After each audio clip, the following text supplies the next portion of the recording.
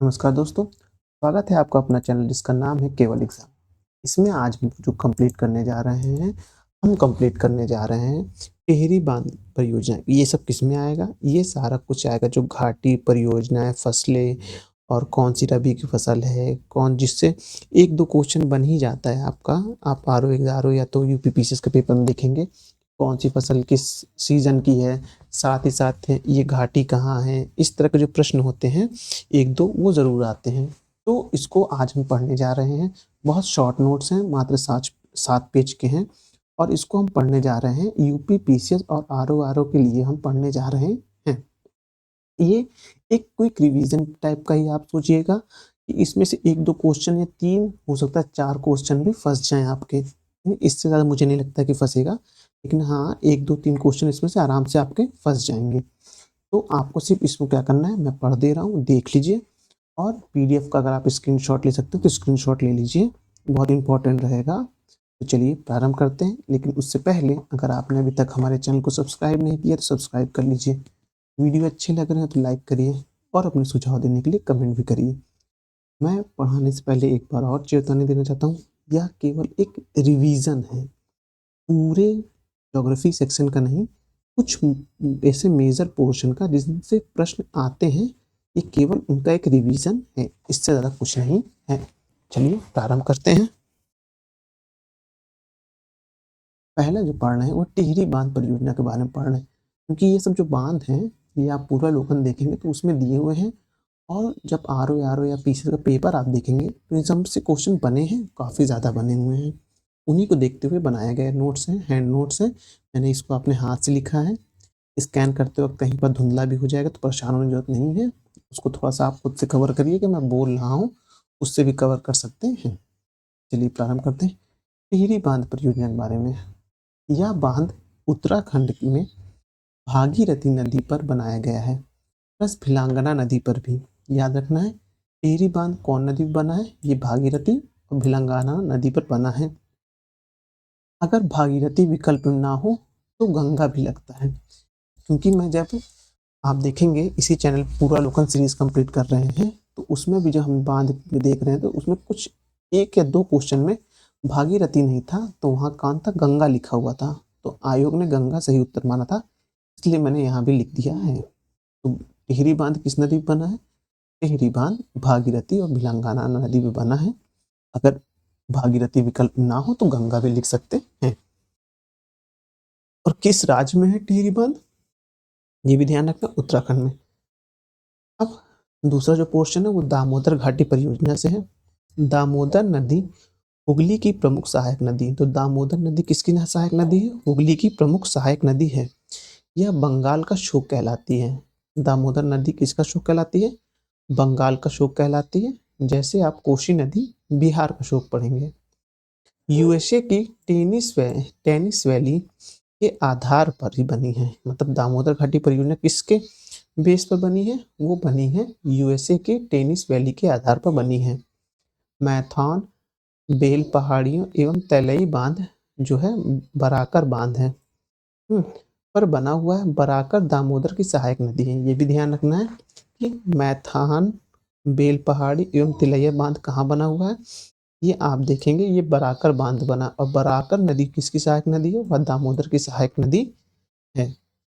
अब दामोदर सहायक की स्थापना कब हुई थी? इस बांध की ये जो परियोजना की स्थापना आप देखेंगे 1948 में हुई थी। अब उसके पास शॉर्ट दिया हुआ है। मिदनापुर जो मिलेगा आपको, कंसापति नदी जो कैसिल है। तवा प्रोजेक्ट कहाँ है? तवा प्रोजेक्ट तवा नदी पर है। मेटूर मेटूर डैम कहाँ है? वो कावेरी नदी पर है। अब उकई प्रोजेक्ट कहाँ है? वो भी तापी नदी पर है। फिर कुंद्रेमुखी पहाड़ी कहाँ है? वो देखेंगे आप कर्नाटक में। ये ऐसे ऑप्शन पूछे गए, सीधा सीधा मैंने लिखा हुआ है, तो रिवीजन करिए। फिर है तेलुगु गंगा जो है महाराष्ट्र, तमिलनाडु, आंध्र प्रदेश, कर्नाटक, ये चारों राज्यों में है। मद्रास पानी पाता है, ठीक है। अब है अलाई मुड्डी बांध, ये कहाँ है? कृष्णा नदी पर है। मेटूर बांध कहाँ है? ये कावेरी नदी पे है। आपको सीधा ऐसे ध्यान रखना है कि अल्लामड़ाई बांध कहाँ है? वह कावेरी नदी पे देखेंगे आप। आप उसके बाद फिर देखेंगे मेटूर बांध देखेंगे, तो वो कहाँ है, वो भी कावेरी नदी पर है। अब तिलैया बांध कहाँ है, ये झारखंड के कोडरमा जिले में बन बरकरार बरकरार नदी पर निर्मित है। इसका निर्माण कब हुआ था, 1953 में हुआ था। अब मेटूर जो है वो तमिलनाडु में है। मयूराक्षी कहाँ है, ये पश्चिम बंगाल में है। अब पंचनाद परियोजना जो है वो देखेंगे आप, गोदावरी नदी तेलंगाना पर है। अब जायकावाड़ कहाँ है, वो भी गोदावरी नदी पर है। अब कालपेंगी जल विद्युत कहाँ है, ये अंडमान निकोबार, ये आपको इम्पोर्टेंट ध्यान रखना है। कालपेंगी जल विद्युत कहाँ है, ये आप देखेंगे अंडमान और निकोबार में है। अब भारत का सबसे पुराना जल विद्युत स्टेशन कहाँ है, तो आप देखेंगे सिदाग्र बाग जो दार्जिलिंग में है, वहाँ आपको देखने को मिलेगा, जो कि बना था 1897 में बना था। माफ करिएगा। अब फरक्का बैराज ये कहाँ है, ये पश्चिम बंगाल पर गंगा नदी पे बना है। अब घाट प्रभा कहाँ है, ये कर्नाटक में देखने को मिलेगा। काकरापारा कहाँ है, ये गुजरात राज्य के ताप्ती नदी पर, याद रखिएगा। अब कोयना कहाँ है, ये महाराष्ट्र में है। उकाई कहाँ है, ये गुजरात में है। अब देखेंगे कोलुरु कोलुरु झील जो आंध्र प्रदेश अरुणाचल प्रदेश में कहाँ है, सॉरी आंध्र प्रदेश में कहाँ है, वो बनी हुई गोदावरी और कृष्णा नदी पर कोलुरु झील बनी हुई है। काला बांध परियोजना कहाँ है, ये रामगंगा पर है। तवा परियोजना जो होशंगाबाद में है, होशंगाबाद कहाँ, मध्य प्रदेश में, वो तवा परियोजना कब बनी है, 1958 को शुरू हुई थी और 1978 को बन के कंप्लीट हुई थी। पोंग बांध कहाँ है, वो व्यास नदी पर है। व्यास नदी कहाँ, हिमाचल प्रदेश में है। मेजा बांध कहाँ है, ये राजस्थान के हैं। भीलवाड़ा में है मेजा बांध, जो कोठारी नदी पर है। मेजा बांध किस पर है, कोठारी नदी पर है। मेजा बांध कहाँ है, राजस्थान के भीलवाड़ा में है। अब तुलबुर परियोजना इस नदी पर है, झेलम नदी पर है। इस राज्य में है, जम्मू कश्मीर में है। नौवाहन परियोजना है, ये भी ध्यान रखना है, और 1984 में शुरू हुई थी, ये भी है। बगली हार पावर प्रोजेक्ट कहाँ है, बगली हार पावर प्रोजेक्ट वो चिनाब नदी पे है। चिनाब नदी कहाँ पर, जम्मू एवं कश्मीर में है। अब आगे बढ़ते हैं। तपोवन प्लस विष्णुगढ़ जल विद्युत परियोजना कहाँ है, यानी कि तपोवन और विष्णुगढ़ जल विद्युत परियोजना कहाँ है, वो आप देखेंगे उत्तराखंड में है। कल्पसार परियोजना कहाँ है, वो देखेंगे गुजरात में है। सुइल नदी कहाँ है, वह हिमाचल प्रदेश के में है और रावी नदी की सहायक नदी है। तीस्ता लो डैम कहाँ है, आप देखेंगे ये स्थल जो है पश्चिम बंगाल में और राज्य जो है सिक्किम में है। रिहंद परियोजना किस नदी पर, सोन नदी पर है। टिहरी परियोजना भागीरथी पर। रानी लक्ष्मीबाई बेतवा नदी पर। दुलहस्ती पावर स्टेशन कहाँ है, वह है चिनाब पर है। अब भद्रा जो है कर्नाटक, भवानी सागर तमिलनाडु पर है। गंडक परियोजना किस पे है, वो आप देखेंगे बिहार और यूपी की संयुक्त परियोजना है, ये याद रखिएगा क्योंकि पेपर में पूछा जाता है। क्योंकि मैं इसको रफ कर दूं, इसको मार्क कर देता हूँ, सीधा खत्म करते हैं। ये गंडक परियोजना कहाँ है, गंडक परियोजना आपको दिखेगा वो बिहार और यूपी में है। अब पंचेत बांध कहाँ है, ये दामोदर नदी पर है। बबली प्रोजेक्ट कहाँ है, ये महाराष्ट्र में है। सिंगरौली लघु जल विद्युत कहाँ है, ये आपका यूपी में है। मुझे याद है जब मैं पेपर दिया था तो सिंगरौली लघु जल विद्युत परियोजना पूछा था और सिंगरौली में इसको मार दिया था नेपाल या तो शायद मैंने उत्तराखंड मार दिया था। तो सिंगरौली लघु जल विद्युत कहाँ है, ये यूपी में है। चिरुथानी बांध परियोजना कहाँ है, ये पेरियार केरल में है। पोल बांध कहाँ है, ये सतलज नदी पर हिमाचल प्रदेश में है। अब देख लेते हैं जीवन रक्षक अथवा उपजाऊ सिंचाई।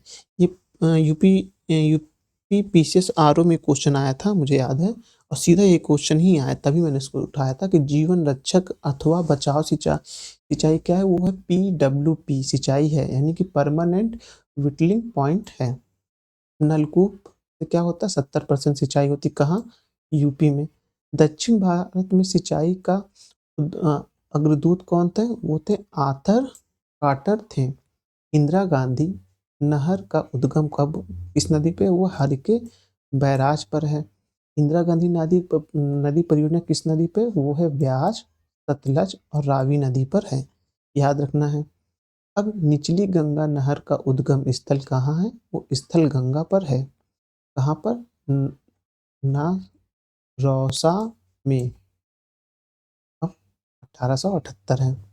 अब हरियाणवी योजना सॉरी हरियाली योजना किससे संबंधित है? वो बंजर भूमि के विकास और जल प्रबंधन से संबंधित है।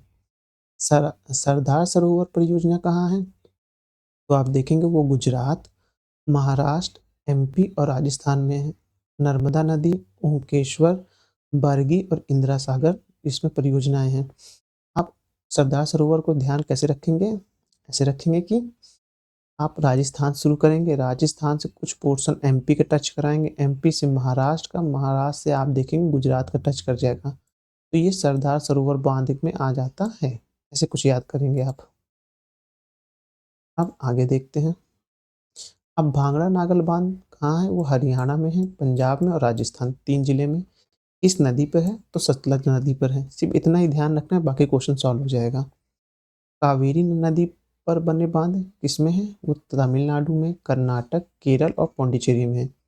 भारत का सबसे पुराना जो आप देखेंगे बांध कौन सा है? कावेरी नदी पर है। जल शक्ति उत्पादन कहाँ है? वो शिव समुद्रम में है, कर्नाटक में। अब नागा अर्जुन सागर बांध में देखेंगे तो कृष्णा जो है वो आंध्र प्रदेश प्लस तेलंगाना में है। तेलंगाना में इसलिए क्योंकि 2014 के बाद तेलंगाना आंध्र प्रदेश से अलग हो गया था। हीराकुंड जो है वो महानदी उड़ीसा में बना है। चंबल नदी पर बांध कहाँ बना है? वो गांधी सागर पर बना है। राणा प्रताप सागर दोनों पर बना है। अब टिहरी बांध देखेंगे तो वो है भागीरथी नदी प्लस भिलंगाना नदी पर है और गंगा के विकास पर भी। ये भी देख सकते हैं, अभी हम लोग ने ऊपर पढ़ा था ना, वही है।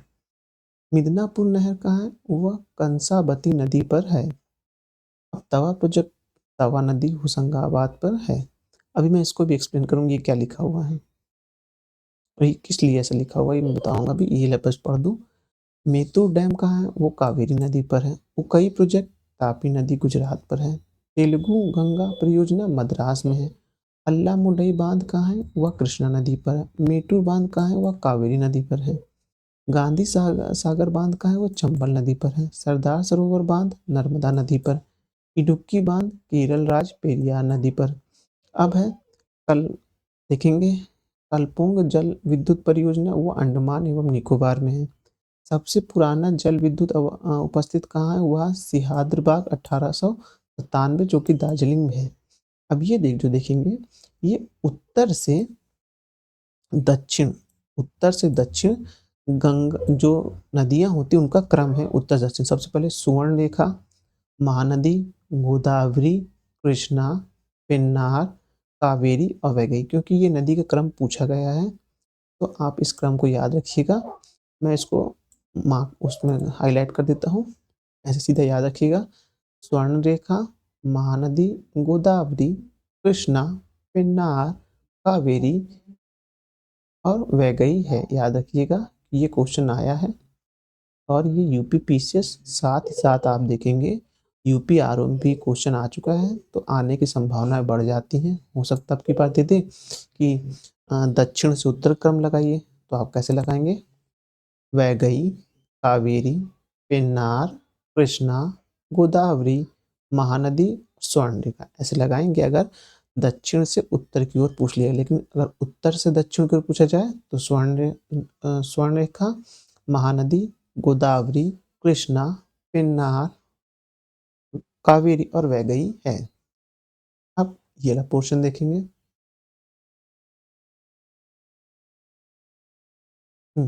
फरक्का बैराज परियोजना कहाँ है? वो आप देखेंगे फरक्का बैराज परियोजना पश्चिम बंगाल पर है, गंगा नदी पर। घाट प्रभा परियोजना कहाँ है? ये भी कर्नाटक पे है। कालागढ़ रामगंगा पर। पोंग बांध व्यास नदी हिमाचल प्रदेश पर। तुलबुर परियोजना झेलम नदी जम्मू कश्मीर पर। बगलीहार पावर प्रोजेक्ट कहाँ है? वो चिनाब नदी पर है। अब थोड़ा ये हिस्ट्री का पोर्शन आ गया, क्योंकि जब मैं नोट्स बना रहा था तो मैंने हिस्ट्री भी साथ में पढ़ते चला, तो वो भी लिख दिया था। देख लेते हैं, कोई दिक्कत नहीं है। अंग्रेजों द्वारा खोला गया प्रथम मदरसा कौन सा था? वो कलकत्ता में 1781 में था। एशियाटिक सोसाइटी ऑफ किसने खोला था? ये विलियम जोन्स ने खोला था। जोनाथन डंकन जो थे, प्रथम वाराणसी संस्कृत यूनिवर्सिटी 1991 में खोला था। अब पेरियार रॉयल एशियाटिक सोसाइटी, वो मकाइल मधु दास ने खोला था। भगवत गीता को किसने लिखा था? वो चार्ल्स विल्किंस ने लिखा था, कन्वर्ट किया था। शकुंतलम को सर विलियम जोन्स ने ट्रांसलेट किया था। हंटर कमीशन क्या था? प्राथमिक शिक्षा को 1882 संबंधित था। सैंडलर आयोग क्या था? वो शिक्षा को संबंधित 1917 में था। अधोमुखी निष्पादन सिद्धांत किससे संबंधित था? इस शिक्षा से था। फिल्टरेशन थ्योरी किससे है? वो मैकाले से है। प्रथम महिला विश्वविद्यालय डी के कार्वे 1916 में खुला था। हिंदू कॉलेज जो है वो राजा राम मोहन राय के प्रयास से खुला था। बनारस हिंदू विश्वविद्यालय वो लॉर्ड हार्डिंग ने जो है 4 फरवरी को 1916 को खुला था। अब प्रेस जो है यूएसए में फ्री हिंदुस्तान तारकनाथ दास ने चलाया था। कौमुदी जो थी वो प्रज्ञा का चांद और कौमुदी, प्रज्ञा का चांद, मीरातुल और बुद्धि दर्पण जो खोला गया था वो राजा राम मोहन राय के द्वारा खोला गया था। कौमुदी और मतलब कि कौमुदी को प्रज्ञा का चांद वो जो था वो बंगाली भाषा में 1821 में था, और मीरातुल बुद्धि दर्पण जो फारसी भाषा में था वो 1882 में था। अब इंडियन मिरर किसने खोला था? श्री देवेंद्र नाथ टैगोर ने खोला था। प्लस मोहनलाल घोष ने खोला था। कहाँ खोला था? कलकत्ता में 1880 में। गदर पार्टी की स्थापना 1 नवंबर 1913 को हुई थी। इसमें हुई थी गदर पार्टी? उर्दू, गुरुमुखी, मराठी और हिंदी भाषा में जो समाचार निकला था वो निकला था। ये कैसा था? ये साप्ताहिक था। हरदयाल और सोहन प्लस करतार ने निकाला था। अब इंडियन ओपिनियन किसने निकाला था? महात्मा गांधी ने निकाला था।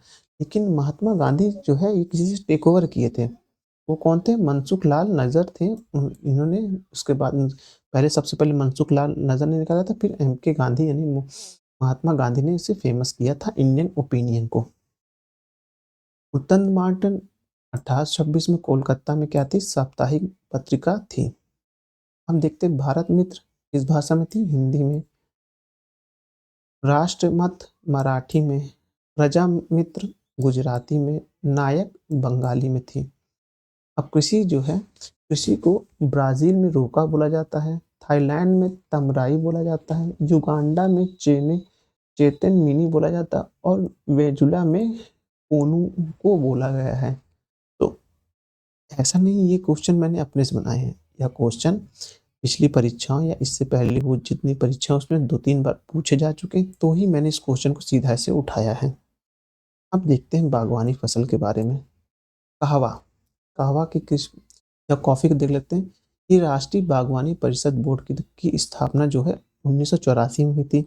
सोसाइटी उसको कैसे इसको स्थापना हुई थी? वो स्थापना हुई थी सोसाइटी पंजीकृत अधिनियम 1860 के माध्यम से। मुख्यालय कहाँ है? मुख्यालय गुरुग्राम हरियाणा में है। सर्वाधिक उत्पादन जो कॉफ़ी कहाँ होता है? कर्नाटक, केरल और तमिलनाडु में होता है। चिकमंगलूर जो है कर्नाटक और कॉफ़ी उत्पादन के लिए। मांडला जो है कर्नाटक शर्करा उत्पादन के लिए। तापमान कैसा चाहिए इसके लिए? तापमान चाहिए 15 से 18 डिग्री वार्षिक तापमान चाहिए, और 150 से लेकर 250 सेंटीमीटर की वर्षा चाहिए। मिट्टी कैसी हो? मिट्टी दोमट प्लस लावा मिट्टी हो। और किस्में कैसे? अरेबियन और रोब स्टार हैं। चाय और रबड़ देख लेते हैं। दक्षिण चीन के यूननान पठार का मूल पौधा है चाय। उष्णकटिबंधीय है, मतलब कि 25 डिग्री से लेकर 30 डिग्री तापमान और 150 से लेकर 200 सेंटीमीटर की वर्षा होनी चाहिए। किस्मों में बोहिलिया या चीनी, असमिया या असमी है। कहाँ कहाँ उत्पादन होता है? वो उत्पादन असम, पश्चिम बंगाल, तमिलनाडु, केरल और कर्नाटक में होता है। चीन सबसे ज़्यादा करता है, फिर भारत। उपभोग और उपभोक्ता दोनों है भारत, इसलिए भारत में थोड़ा कम पड़ जाता है, लेकिन विश्व में दूसरे नंबर पर उत्पादन है। प्रति व्यक्ति उत्पादन जो है देखा जाए तो पराग्वे, उरुग्वे और अर्जेंटीना में सबसे ज़्यादा है। फिर देखेंगे चीन, भारत, केन्या, श्रीलंका, वियतनाम उत्पादन और निर्यात में केन्या, चीन, श्रीलंका और भारत हैं। रबड़ के बारे में देख लेते हैं। रबड़ के लिए आप देखेंगे 25 डिग्री से लेकर 35 डिग्री तापमान चाहिए, वर्षा 300 सेंटीमीटर की चाहिए रहती है। केरल राज्य है, फिर सबसे ज़्यादा केरल राज्य में रबड़ होता है, फिर त्रिपुरा, कर्नाटक और तमिलनाडु, असम में होता है।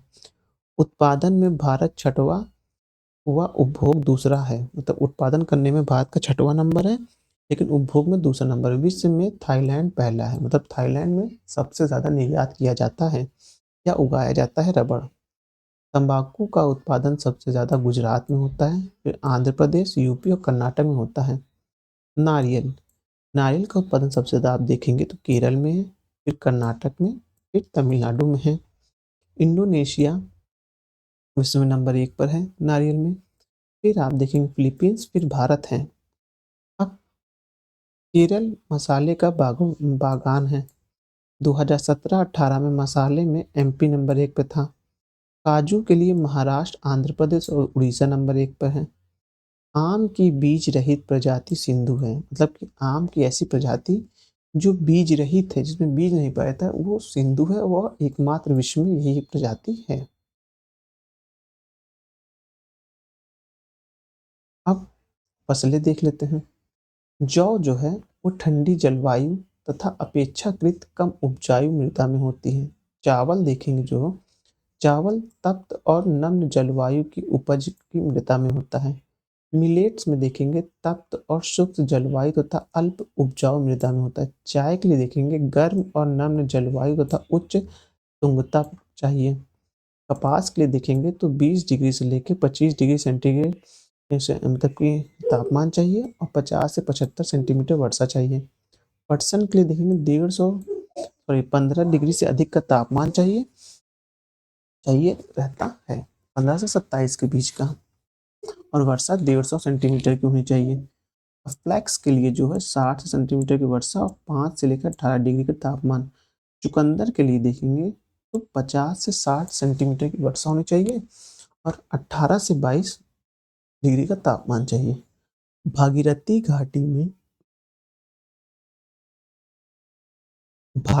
घाटी में राजमा और आलू फ्रेडरिक विलियम्स के द्वारा उगाया गया था सबसे पहले। अब देखेंगे कपासी बोर्ड में कहाँ है, वो बेंगलोरी में है। रबड़ कोड कहाँ है, कोट्टायम में है। चाय बोर्ड कहाँ है, कोलकाता में। तंबाकू बोर्ड गुंटूर में है। अब दशहरी प्लस नीलम को मिलाकर आम्रपाली फसल बनती है, मतलब कि जो अ, आप आम का फसल देखेंगे ना, तो दशहरी और नीलम को मिलाया जाएगा तो आम्रपाली जो उसकी फसल किसमें बनती है आम की, वो उत्पत्ति होती है। अब ललित क्या है, अमरूद की एक फसल है।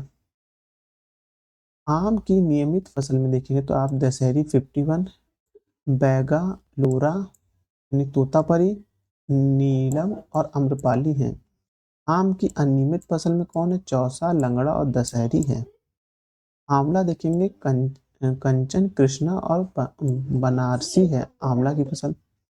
अब देखेंगे आप मूंगफली जो है वो आंध्र प्रदेश में सबसे ज़्यादा होती है। सरसों सबसे ज़्यादा राजस्थान में। बोरलॉग जो है वो 1972 में कृषि वैज्ञानिक थे। आलू जो है कुफरी चिप्सोना चिप्सोना की फसल है। आलू कहाँ की है, कुफरी चिप्सोना है। भारत विश्व में फसल उत्पादन में द्वितीय स्थान पर और चीन प्रथम स्थान पर है। अब खाद्यान्न फसलों में देखेंगे तो आप चावल, गेहूं, मक्का, मोटे अनाज और दलहन आते हैं खाद्य पदार्थ में। हाँ, अब गैर खाद्य में तिलहनी, मूंगफली, रेपसीड, सरसों। दूसरे देखेंगे रेशेदार कपास, जूट और पोस्ता। बागवानी में चाय, कपास, रबड़। अन्य में आप गन्ना, तंबाकू और आलू हैं। अंगूर क्या है, अंगूर से गुलाबी बनती चाय, काली चंपा बनती है, सुल्ताना, अनास ए शाही आदि बनती है। अब देखेंगे रबी की फसल।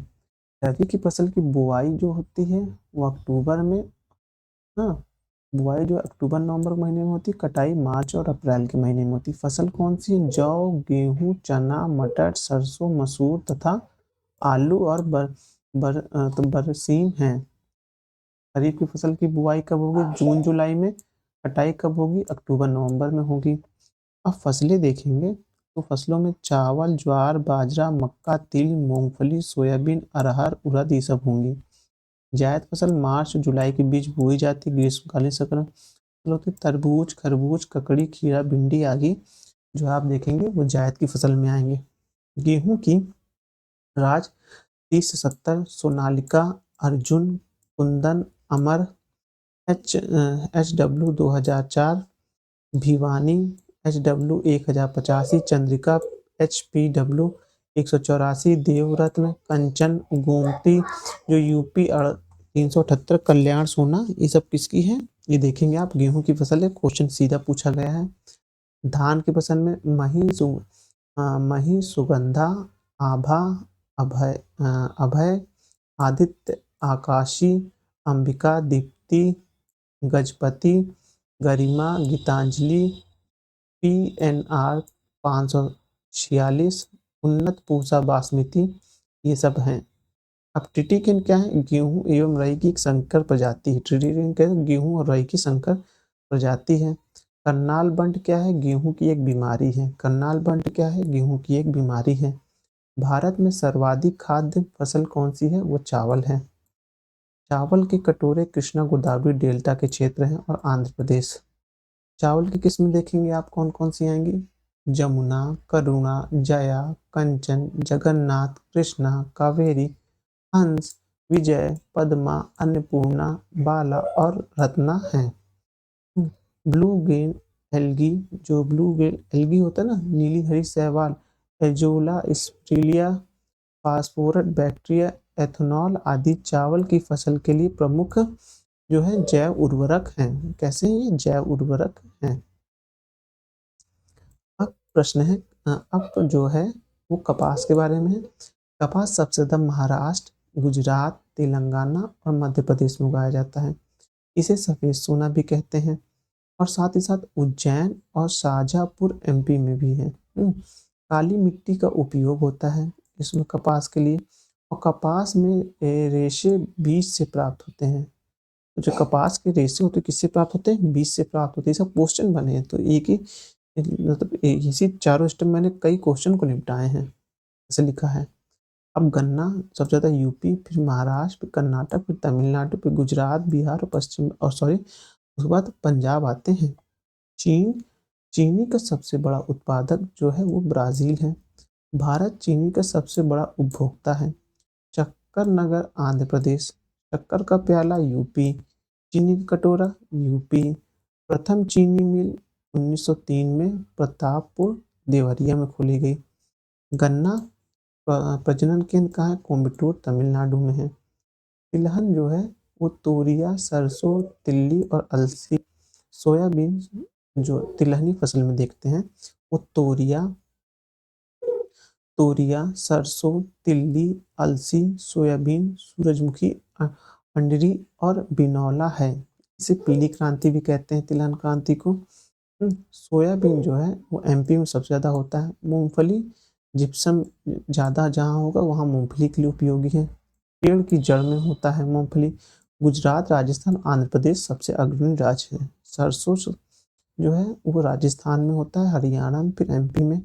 पूसा बोल्ट, पूसा जय किसान, वरुण, पीताम्बरी, RYSK 0502 हुए।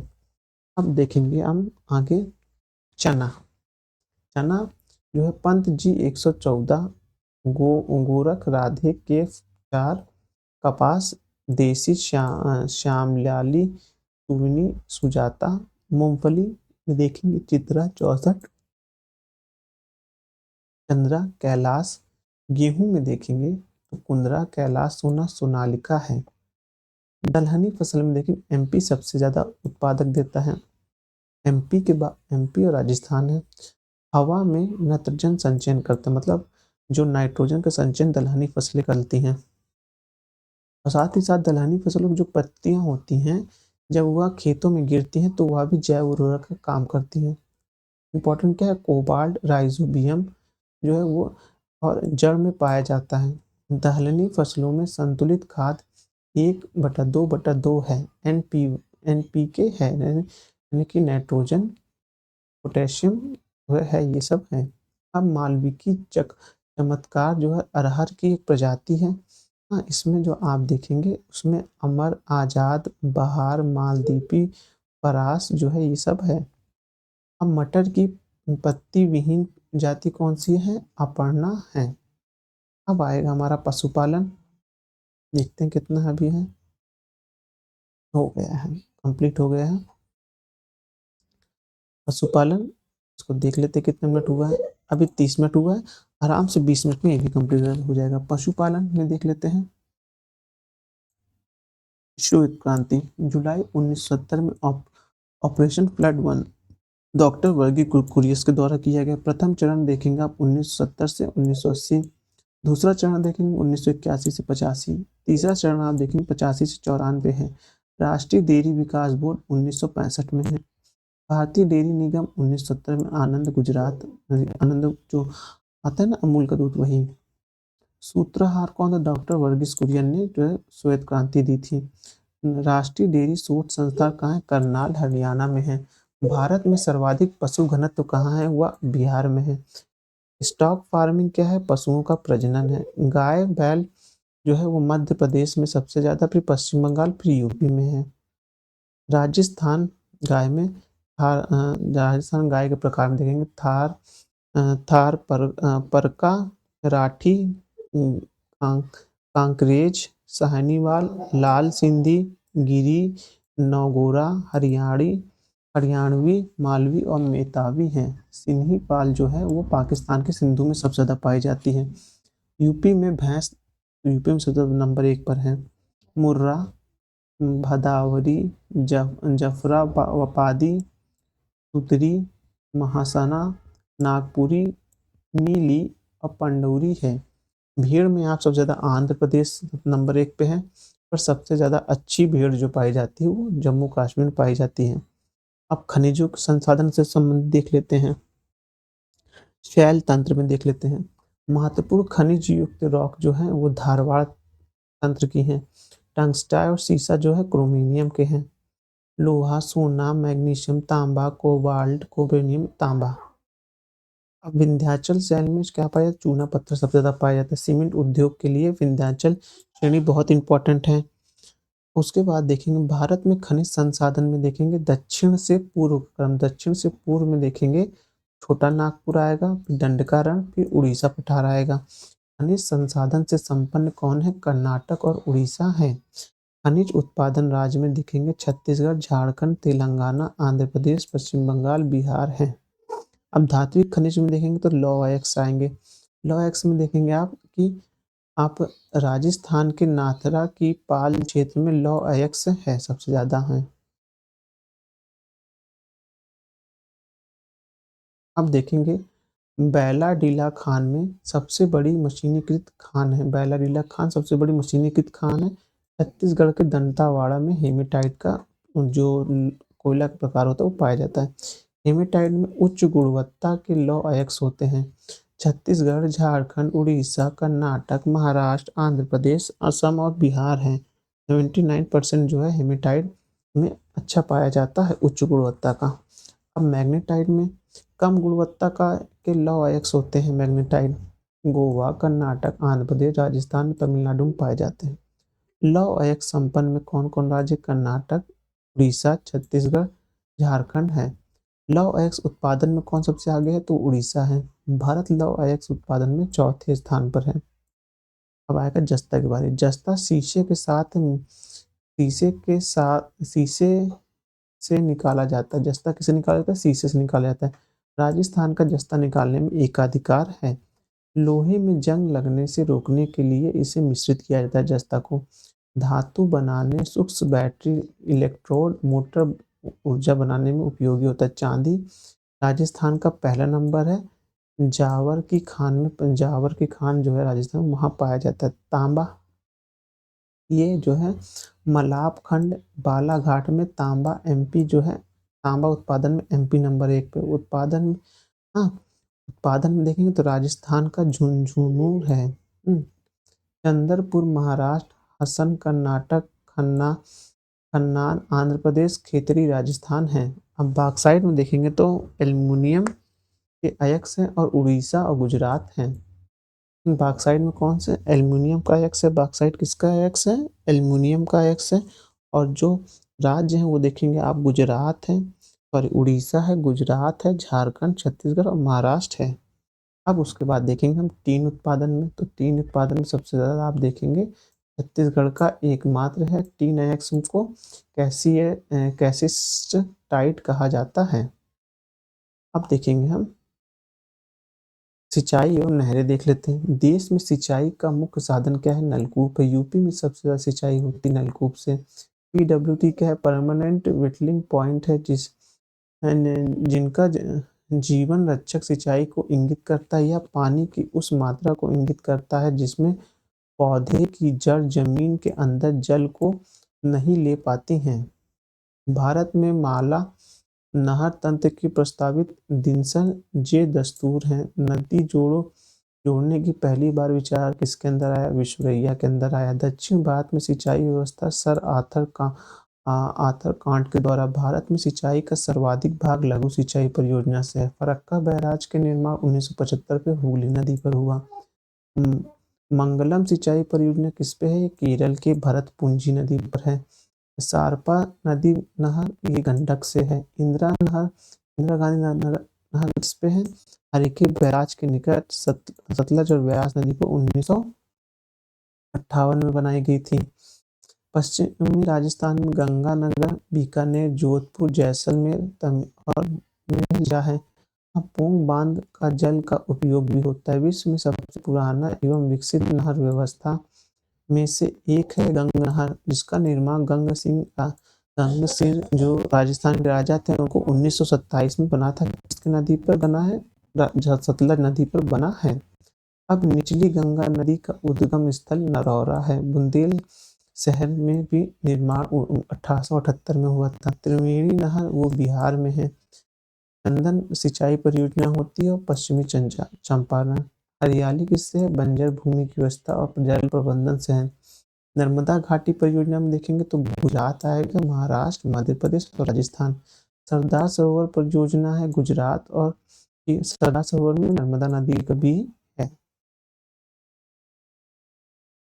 हम देखेंगे नर्मदा नदी पर 30 बांध है, जिसमें बारगी, इंदिरा गांधी, ओंकेश्वर आदि बांध है। इंदिरा सागर परियोजना से एमपी का गांव हरसूद खांडवा जलमग्न हो गया 2004 में।